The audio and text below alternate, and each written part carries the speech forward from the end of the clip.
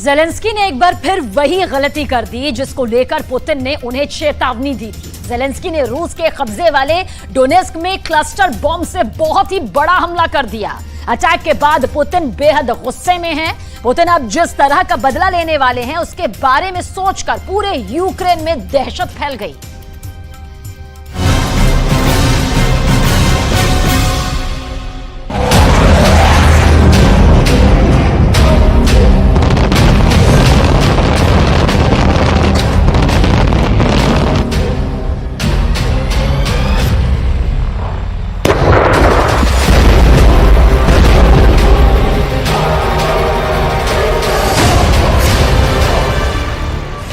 Biden को जिसका डर था, ज़ेलेंस्की ने वही गलती कर दी।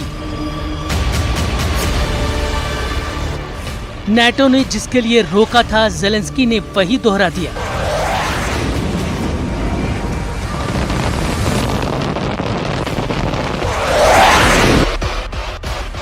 पूरी दुनिया जिसे लेकर घबराई थी, ज़ेलेंस्की ने वही कदम उठा लिया।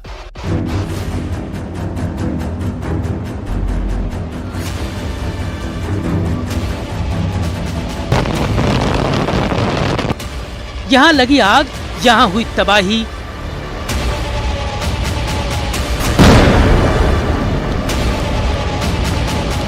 यहाँ हुई बमबारी का सबसे बड़ा खलनायक ज़ेलेंस्की को बताया जा रहा है। ज़ेलेंस्की ने यहाँ वो बम गिराया जिस पर लिखा था कि इसे इस्तेमाल किया तो पुतिन जान ले लेंगे। यह है बाइडेन का क्लस्टर बम, जिससे ज़ेलेंस्की ने पुतिन के कंट्रोल वाले शहर को टारगेट किया है। ये बम जहां जहां गिरा, सब कुछ खत्म हो गया। पुतिन का सब्र भी अब टूट गया है। पुतिन ने जिसको लेकर चेतावनी दी, ज़ेलेंस्की ने वही कर दिया। पुतिन के अल्टीमेटम के बावजूद ज़ेलेंस्की ने रूस की धरती पर क्लस्टर बम से कहर बरपा दिया।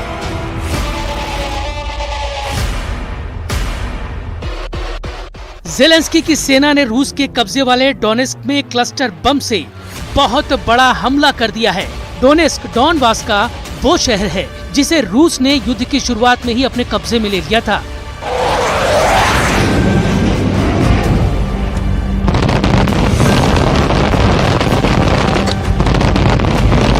किसी भी युद्ध का ये नियम होता है कि सेना रिहायशी इलाकों को निशाना नहीं बनाती, नागरिकों पर हमले नहीं करती। लेकिन इस युद्ध में ये नियम टूटे और बार बार टूटे। कभी रूस ने तो कभी यूक्रेन की सेना ने रिहायशी इलाकों पर गोले दागे, ड्रोन से हमले किए। लेकिन इस बार ज़ेलेंस्की ने बहुत ही खतरनाक कदम उठा लिया। ज़ेलेंस्की की सेना ने डोनेस्क में एक यूनिवर्सिटी पर क्लस्टर बम से हमला कर दिया।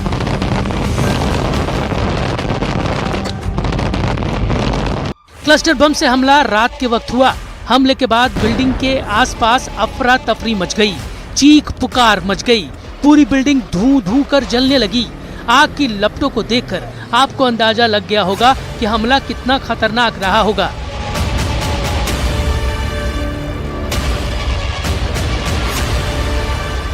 रूस के कब्जे वाले डोनेस्क के मेयर का आरोप है कि यूक्रेन की तरफ से क्लस्टर बम से हमला किया गया। आग पर काबू पाने के लिए 100 से ज्यादा फायर फाइटर्स को घंटों मशक्कत करनी पड़ी। रात के अंधेरे के बाद अब दिन के उजाले की तस्वीर और डराने वाली है। इस अटैक के बाद यूनिवर्सिटी की बिल्डिंग पूरी तरह से मलबे में तब्दील हो गई। आग इतनी भीषण थी कि कई दिन तक उस पर पूरी तरह से काबू नहीं पाया जा सका। क्लस्टर बम ने कुछ नहीं छोड़ा। अटैक के बाद सब कुछ तबाह हो गया।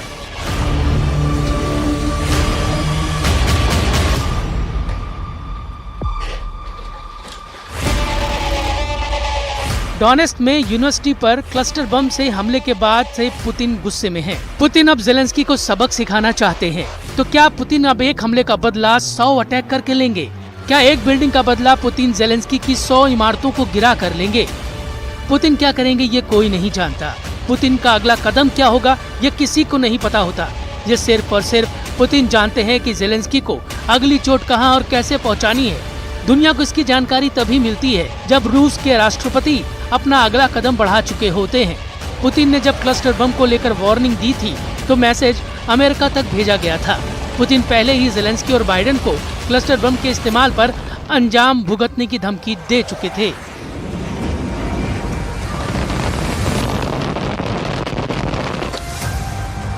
Думаю, к этому так и надо относиться. Делают они это не от хорошей жизни, а потому что у них дефицит боеприпасов вообще.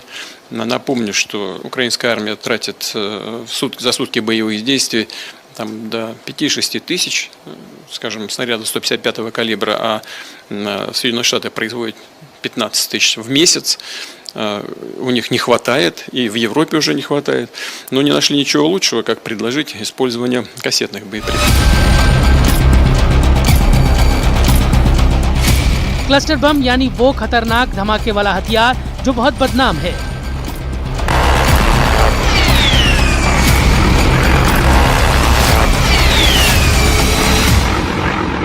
आधी दुनिया इससे नफरत करती है, लेकिन अब वही क्लस्टर बम ज़ेलेंस्की की मजबूरी बन गया है। यूक्रेन पर चौतरफा हमले के बाद ज़ेलेंस्की अब पलटवार में क्लस्टर बम से हमला कर पुतिन को डराना चाहते हैं। पुतिन का दावा है कि बड़े धमाकों के लिए यूक्रेन हर रोज 5 से 6 हजार तोप के गोले फायर कर रहा है।